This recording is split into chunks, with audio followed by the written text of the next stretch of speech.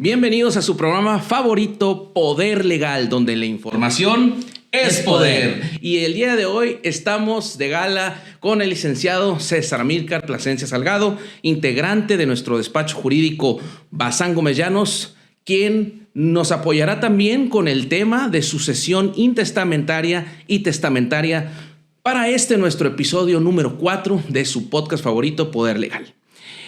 Es un tema que evidentemente la ciudadanía debe de tener conocimiento, porque a veces cuando nos encontramos en una situación donde mamá o papá fallecen o ambos, no sabemos qué es lo que sigue, no sabemos cómo actuar y cómo heredar esos bienes que dejaron nuestros padres, que a veces sí los dejan en un testamento y en otras ocasiones quedan los bienes de la herencia intestados. Tenemos desconocimientos de qué es lo que vamos a hacer primero, si vamos y ante quién vamos a acudir para resolver estas situaciones legales. Y es así donde vamos a dar inicio con conocimientos básicos de lo que es la sucesión. Y licenciado, adelante, ¿con qué empezamos el día de hoy? Claro que sí. Primeramente, pues como ya lo mencionó, ¿no? Es muy importante referir qué es la sucesión. Esta sucesión, pues tal cual, es el proceso mediante el cual se van a adjudicar en una última instancia los bienes que dejó la persona, pues en ese momento ya afinada, ¿no? Correcto. Para esto, tal y como lo mencionó, sucede que en ocasiones dejan testamento, en otras no, y aquí aparecen dos escenarios muy distintos. Primeramente, una sucesión testamentaria, donde se siguen ciertas reglas procesales que más adelante iremos viendo, y también una sucesión legítima, donde aplican reglas un poco distintas y veremos presupuestos, como su nombre lo indica, marcados por nuestra ley. En este caso, yo le preguntaría a usted, ¿cuándo es viable hablar de una sucesión testamentaria? ¿Cuándo una legítima? Correcto. Precisamente, sucesión legítima, ¿a qué me suena esto? Bueno, la sucesión legítima es cuando, en virtud de un grado de parentesco que yo tengo con quien falleció, es decir, el autor de la sucesión, el finado, tengo derecho a heredar por ley. ¿Ok? En primer grado serían los hijos. A falta de hijos serían los padres, la esposa, en algunos casos participa. La concubina pudiera llegar a derechos. Demás parientes colaterales hasta el cuarto grado, ¿no? Entiéndase, hermanos, primos, etcétera, ¿no? Entonces, en resumidas cuentas, la sucesión legítima es tener derecho a heredar en virtud del parentesco que yo guardo con quien falleció y dejó bienes. A los bienes se le llama la masa hereditaria, y en el proceso de herencia, en virtud de este parentesco, voy a heredar en partes iguales con quienes estén en el mismo grado de parentesco. Si son 3 hijos de los que fallecieron o del que falleció, pues se van a repartir la herencia en partes iguales. Y habrá algunas reglas diferentes para la concubina o para la esposa, que más adelante iremos tocando. Y a diferencia con la sucesión testamentaria, es cuando quien fallece dejó un testamento, es decir, su última voluntad. Es ahí donde él quiso disponer libremente, con total conciencia ante un fedatario público, cómo quería que se repartieran sus bienes. Anteriormente era posible que se pudiera dejar disposición testamentaria mediante un testamento hológrafo que se suscribiera ante un registrador público, como lo es el registrador público de la propiedad y de comercio, pero estos testamentos dejaron de tener vigencia, validez. Bueno, siguen siendo válidos los que sí se elaboraron en el tiempo en que la ley era vigente. Y a posterior más o menos del 2015, por lo que hace el Estado de Baja California, solamente podrán elaborarse testamentos ante un fedatario público conocido como notario público, testamento público abierto. Licenciado, ¿qué nos quieres comentar al respecto? Esto es un punto muy importante. Muchos clientes incluso acuden y nos preguntan, oye, es que mi familiar dejó su última voluntad plasmada en un pedazo de servilleta, en una hoja de papel. Correcto. ¿Qué puedo hacer con esto? Pues precisamente aquí surge este análisis de, ok, ¿en qué tiempo lo realizaste? ¿Lo depositó ante alguna autoridad registral, como bien lo mencionó, Registro Público de Comercio? O caso en contrario, pues tiene alguna validez o no, efectivamente está sujeto a estas condiciones. Y hablando de condiciones, surge otra pues, cuestión muy concurrente. muchas ocasiones se quiere condicionar la masa hereditaria. Precisamente uno de nuestros clientes nos ha preguntado, Lick, yo puedo dejarle esta casa a mi hijo, pero yo puedo referirlo o condicionarlo a que únicamente tendrá derecho a la herencia si él contrae nupcias o si él cumple con cierta situación. ¿Qué nos puede decir al respecto?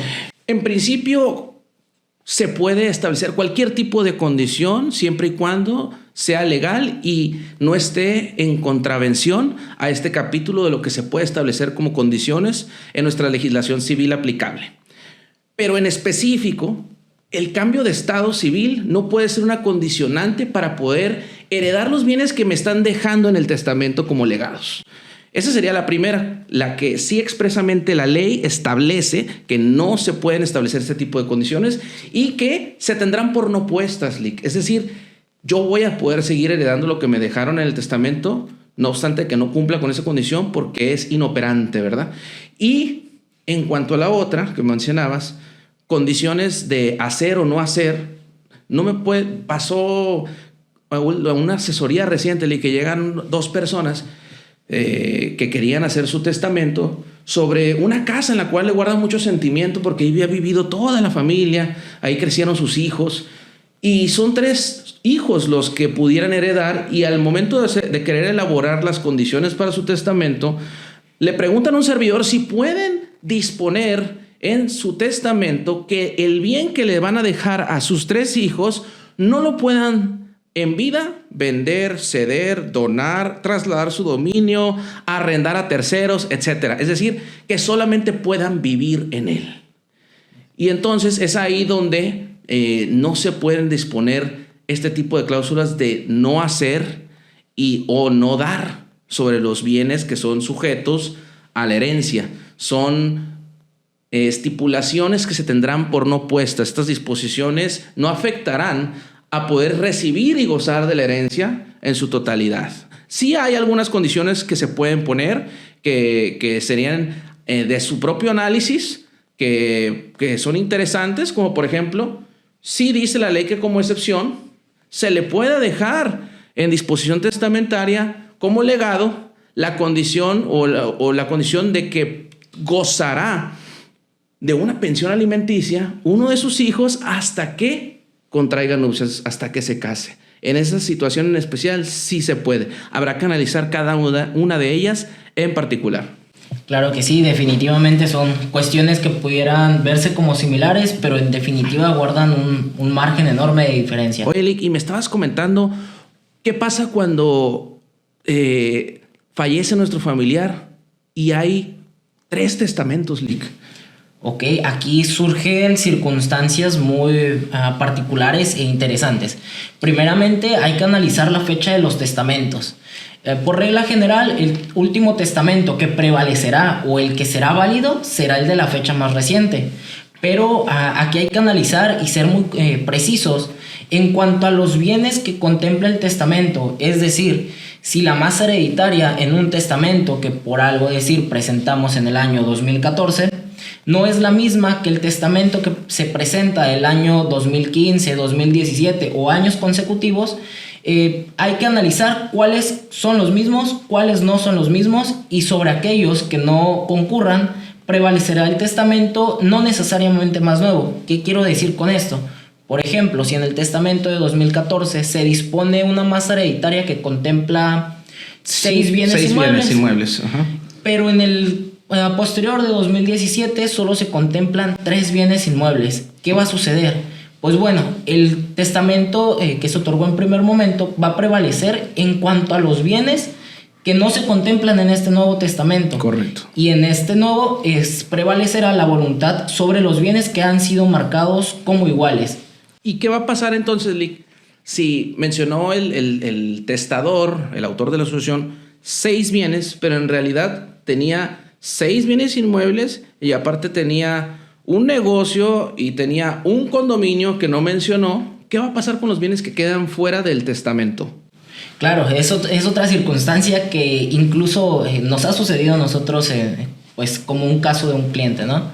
Y esta masa hereditaria que no se contempla en ninguno de los testamentos va a entrar en el supuesto de la sucesión legítima, donde se tendrá que analizar el caso en particular y ver, de acuerdo al grado que tengan los herederos, la cantidad o la porción que le corresponderá, pues, de legado o herencia. Correctamente. Y pues bueno, mencionen las preguntas, escríbanos ahorita en el live para todos aquellos que nos están viendo en este podcast muy interesante de sucesión testamentaria e intestamentaria. Vamos a hacer una breve pausa y volvemos en un minuto. Sigan conectados y regresamos.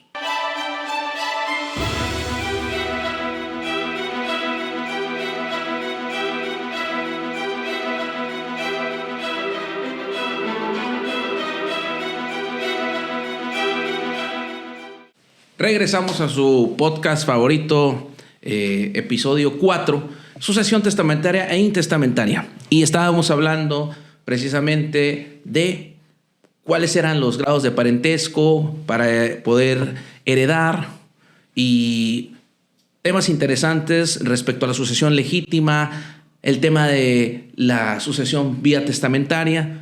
Y ahora vamos a continuar sobre unos tips para todos ustedes en los que puedan facilitarles este tipo de tramitología o de procedimientos jurídicos. Perfecto, y para ello pues va a ser muy importante precisar lo siguiente. Yo le consulto a usted en base a su experiencia, en base a su conocimiento y demás, ¿no? ¿Qué opciones primeramente tengo yo si quiero tramitar una sucesión? ¿Qué es lo que más me conviene? Perfecto, Lick. Eso es una excelente pregunta porque por cuestiones de tiempo, la estrategia es muy importante que la elijan bien desde un inicio para que no sea engorrosos estos trámites, pudiendo haberlo hecho de manera pronta, ¿no? La sucesión de nuestros finados parientes, ¿verdad?, se puede realizar ante notario público cuando no haya o existan a la fecha de la defunción del finado hijos menores de edad y que tampoco haya controversia entre los posibles herederos por sucesión legítima, o si dejó testamento el finado, que no haya controversia entre los legatarios, es decir, los que el testador dijo que iban a ser sus herederos sobre tales bienes. Si no hay conflicto entre los herederos y no hay hijos menores de edad, el notario está facultado por ley para poder dar trámite a una sucesión con testamento o sin testamento, testamentaria o por sucesión legítima. ¿Cuáles son las ventajas de hacerlo de esta forma? Bueno, la ventaja es que pudiera ser en algunos estados de la República mucho más rápido hacerlo por un notario que hacerlo en la vía jurisdiccional, ante los juzgados, ante un juez civil. Y máxime cuando son pocos bienes, ¿no? Es todavía más rápido en la adjudicación y la escrituración de los bienes. Cuando sean sucesiones en las cuales vaya a haber conflicto respecto a ciertas partes de la herencia o por saber hijos menores de edad, va a ser necesario iniciar el procedimiento de sucesión testamentaria o intestamentaria ante un juzgador civil, el cual deberá de seguir una serie de etapas y el representante legal de la herencia deberá de darle continuación a ellas. Claro que sí, y pues bueno, precisamente en este último tema que toca, y creo que es el que mayormente nos ocupa como abogados, hablemos un poquito de este proceso de un juicio sucesorio testamentario o legítimo ante nuestra autoridad judicial, como lo son los juzgados civiles. Más o menos, rasgos generales, ¿qué pudiera compartirnos de ello? Claro, bueno, ante la apertura de una sucesión ante un notario sería algo tan sencillo como llevar las actas de estado civil que presuman la relación de parentesco con el finado. Si es sucesión legítima, es decir, por el grado de parentesco que yo tengo como hijo de quien falleció, solamente se adjudicarán por sucesión legítima ante un notario, y lo que va a hacer es que se va a hacer una primera escritura. En esa primera escritura se va a designar quiénes son los herederos legítimos de la herencia o por testamento, y una vez que estén instituidos como herederos en la primera escritura, en esa misma escritura se va a designar quién es el albacea y su reconocimiento y protesta del cargo. Al igual que en la parte de los juzgados, también se deben de desahogar 2 testigos ante el notario público que confirmen ciertos datos respecto a la cuestión de la defunción, del domicilio del difunto, de los bienes, de quiénes pudieran ser los herederos legítimos, cuántos hijos tuvo, etc. Esto por lo que hace a la parte del testamento se hace en una primera escritura. En una segunda escritura, las demás etapas de las que vamos a hablar más adelante, hasta que se adjudiquen de los bienes. Esta es la parte del notario. Ahora nos vamos con la parte del juez. Mismo procedimiento, testamentario o intestamentario, cualquiera de los herederos puede denunciar la sucesión, es decir, falleció mi papá, falleció mi mamá, con una demanda, ¿verdad? Anunciar la defunción y decir quiénes son los posibles herederos, o todos mismos firmar en un escrito y decir que fallecieron nuestros padres, en este supuesto.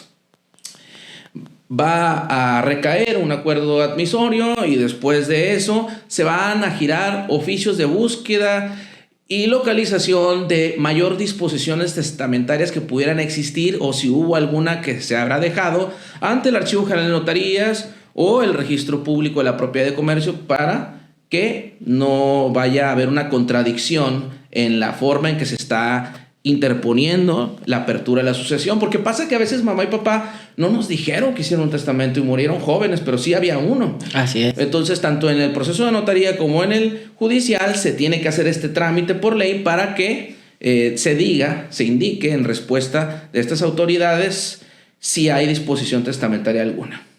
Pasa esta cuestión de la búsqueda, se desahogan 2 testimoniales de estilo, como ya lo comentamos, se realiza una junta de herederos, en la cual en estas juntas de herederos es muy importante el tema de quién va a votar por qué hermano para albacea, y esto es un tema que a veces resulta en conflicto, ¿verdad? Porque pues el albacea, ahorita vamos a hablar de ello, es una parte importante en la herencia. Importantísima, claro que sí.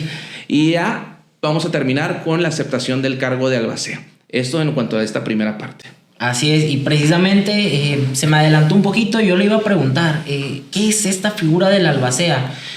A muchos de nuestros clientes les surge esta duda, y en general yo creo que es algo que al público le pudiera interesar. ¿Por qué? Porque nosotros conocemos las funciones que tienen, obligaciones, pero siempre es importante, ¿no? Tal cual lo anuncia nuestro podcast, el conocimiento es poder, y pues es precisamente aquí que resulta pertinente preguntarle: ¿qué es una albacea? ¿De qué se encarga? ¿Qué obligaciones tiene? ¿Cuál es su papel dentro de una sucesión?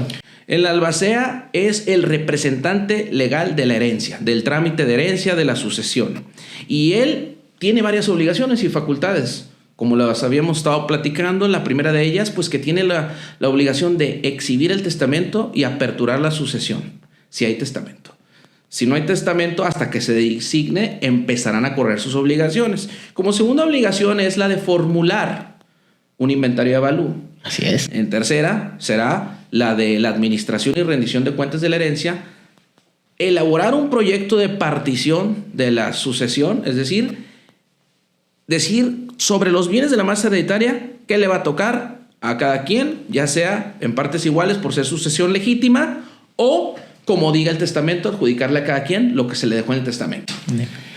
Y otra de las funciones es representar a la sucesión en caso de que existan litigios pendientes en contra de la sucesión, o derechos que puede ejercitar en contra de deudores como acreedor a la sucesión. Así es. Y como último presupuesto, las demás que determine la ley.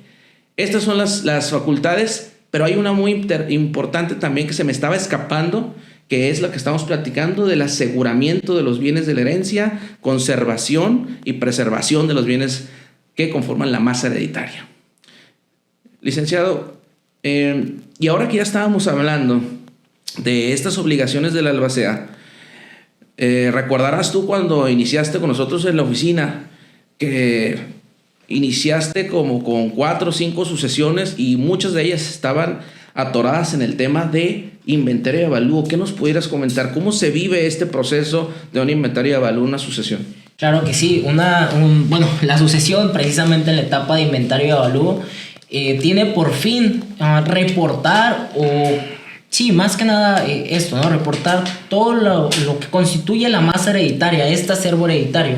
¿Qué puede ser? En primer momento, pues bienes inmuebles, también lo pueden ser bienes muebles, cuentas bancarias, entre otras, ¿no? Para ello, pues hay que reunir una serie de requisitos. En específico, cuando se trata de bienes inmuebles, pues no solo basta con que nosotros le adviertamos al juzgador que existen estos bienes inmuebles, sino que hay que comprobarlos y precisamente resultan pertinentes un certificado de inscripción, copias certificadas o incluso el título de propiedad donde se demuestre que en vida la propiedad perteneció al finado o al autor de la sucesión, ¿no? También pues hay que rendir un avalúo donde vamos a determinar el valor que tienen las propiedades, tal cual aplica para bienes inmuebles como para bienes muebles. Cuentas bancarias, también como ya lo mencioné, son parte de la herencia y para ellas pues bastará con informarlas, ¿no? Decir números de cuenta, decir beneficiarios, etc.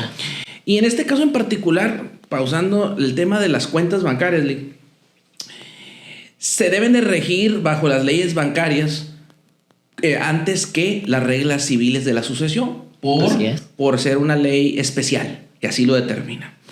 Y primero se deberán de adjudicar los beneficiarios de las cuentas bancarias. A falta de beneficiario o beneficiarios sustitutos. Y entonces sí, a falta de beneficiarios entrará la sucesión o testamentaria o intestamentaria. Y hablando de los bienes que comentabas, Lick, yo le añadiría todavía aquellos bienes intangibles, como lo pudieran ser derechos de, imagínate una marca. ¿Cuánto valen las marcas ahora, no? Acciones de una empresa. Derechos de autor, propiedad industrial, certificados, bonos, lo que se te ocurra, alhajas inclusive, las joyas, todo esto. Todos los bienes que contempla nuestra legislación civil son susceptibles a ser repartidos en herencia y se constituye la masa hereditaria. ¿Y qué más, licenciado? Estábamos diciendo sobre el avalúo. Yo también agregaría que por estrategia sirve como avalúo por lo que hace a los trámites en la vía jurisdiccional ante los juzgados civiles el recibo predial. Claro que sí, el recibo predial pues nos maneja evidentemente un valor fiscal para nuestro terreno y en caso de tener construcción también maneja un valor fiscal para esta construcción, ¿no? Bien atinadamente lo menciona, nos sirve de avalúo, pudiera incluso verse como una estrategia para darle mayor celeridad, pues estaríamos evitando la tramitología que conlleva un avalúo, ¿no? De cada propiedad. Y pues sí. Y el costo. Efectivamente, viene a fungir como tanto celeridad como economía procesal y muy beneficioso para nuestros clientes. Correctamente. Pues entonces, ya que quedó firme el inventario y avalúo, es pertinente solicitar, se le dé vista a los coherederos para que hagan alguna manifestación que a su derecho legal convenga, y si nadie se opusiere o interpusiera algún medio de defensa, entonces continuaríamos con secuela procesal, es decir, con el siguiente paso de la herencia. ¿Cuál sería este siguiente paso, licenciado? Pues bueno, se conoce como coloquialmente como una tercera etapa y es precisamente la que respecta a la administración de los bienes y rendición de cuentas. Correcto. ¿Y qué se entendería por administrar los bienes? Sabemos que algunos bienes pudieran tener rentas, por ejemplo.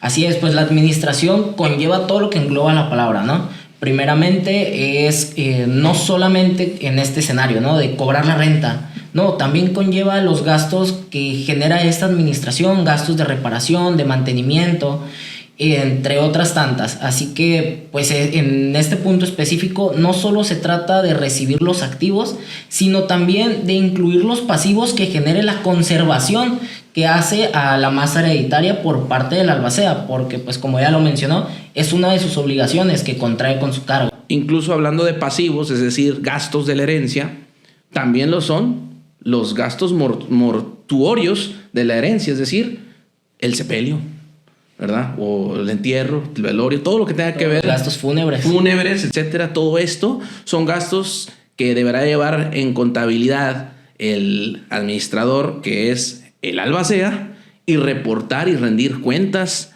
a la sucesión, a los herederos. Es una obligación que debe de llevar puntualmente conforme los plazos que determina la ley, porque en caso de no hacerlo, es una causal para que sea destituido o removido de su encargo. Claro que sí, y es que precisamente recordemos, ¿no?, que un legado o una herencia no solo se adquiere en los pasivos, sino que también se responde por los pasivos. Y es aquí incluso donde pudiera entrar la figura de la repudiación cuando los pasivos son más que los activos. Pero pues bueno, estos son casos específicos que ya deberán analizarse y tomarse decisiones sabias ante todo, ¿no? Sí, es correcto. Hablabas de repudiación, que es básicamente decir, no me interesa esta parte de la herencia. Creo en este ejemplo, por ser más lo que me va a costar tener esa herencia que lo que me va a beneficiar. Y esto se utiliza a veces como estrategia, así como lo es la cesión de los derechos hereditarios a otro de mis hermanos o a otro que tenga derecho a heredar o incluso a un tercero. Y cuando se quiera hacer este tipo de enajenación de derechos hereditarios, habrá que respetar el derecho de tanto de los coherederos para que se puedan ellos acrecentar sus partes o se permita la venta a terceros extraños a la sucesión. Así es, perfecto. Y pues bueno, una vez concluida esta etapa, nuevamente pues se aprueba. Si nadie más previa vista que se le otorga a los coherederos tiene alguna manifestación. Estas vistas a lo mejor pudieran sonar como algo muy, muy a la ligera, pero no, por todo lo contrario, ¿no? Aquí es donde juegan su papel como muy importante los demás coherederos, pues si bien es cierto, el albacea es quien va a administrar, quien va a impulsar el proceso y quien va a hacer una serie de cosas tendientes a la adjudicación de los bienes, también lo es que es deber de los coherederos vigilar que se cumpla con ello, que no se cumpla de una manera negligente. Y aquí yo le preguntaría, ¿qué sucede si no cumple el albacea? Exactamente, me recordó ahorita un asunto que tenemos muy presente en una ciudad distinta a la ciudad de Tijuana, en la cual se rinde cuentas parcialmente y de la herencia, es decir, no se mencionan todos los activos que tiene el negocio ni las utilidades percibidas por la operación del negocio principal que le dio sustento a la familia, en este caso una constructora. Y siempre, como dices, Lick, el papel que juegan los coherederos para vigilar y contradecir lo que rinde cuentas o va haciendo el albacea, siempre tiene un medio de defensa el coheredero en estas vistas para interponer estos medios de defensa. En este caso en específico, nosotros lo que hicimos es interponer un incidente de contradicción a la rendición de cuentas presentada por el albacea.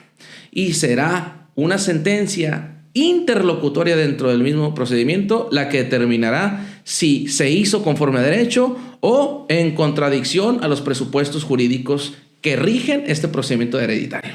Así es, y pues bueno, estos son detalles que debemos de vigilar tanto los coherederos como nosotros siendo abogados y fungiendo por alguna parte de ellos, ¿no? Siempre cuidar sus intereses y pues por velar que todo se haga pegado al marco de legalidad. Pues bueno, nos queda finalmente hablar de una cuarta etapa y considero yo personalmente la última en un juicio sucesorio, que viene a ser la adjudicación de la masa hereditaria. ¿Qué sucede en ella? ¿Qué pasa? Claro, bueno, estábamos hablando de la sucesión legítima y de la sucesión testamentaria. En cuanto a la testamentaria, está más sencillo, porque el mismo testamento te va a decir qué le toca a cada quien.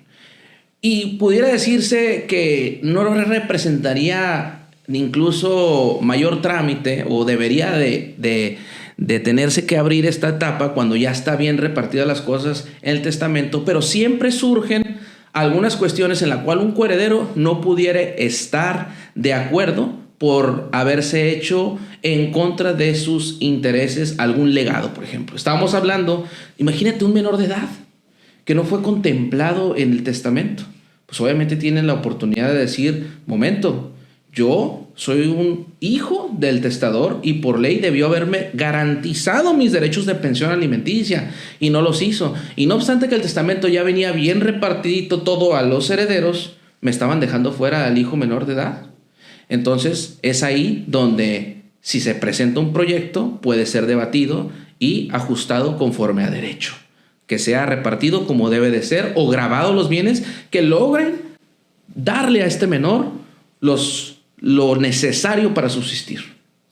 Y bueno, en cuanto al testamento es presentar un proyecto de partición conforme generalmente lo debe el testamento, salvo algunas ocasiones especiales, situaciones especiales. En cuanto a la sucesión legítima, se va a hacer un proyecto de partición de acuerdo al parentesco a quien les toque o tengan derecho a heredar. En el caso de que subsistan hijos, pues serán los hijos los que heredarán en partes alícuotas, y el cónyuge, por ejemplo, si estaba en nupcias con el finado por el régimen de sociedad conyugal, como conocido como bienes mancomunados, lo que va a pasar es que el cónyuge va a mantener, el cónyuge supérstite, el 50% de los bienes que se adquirieron dentro de el régimen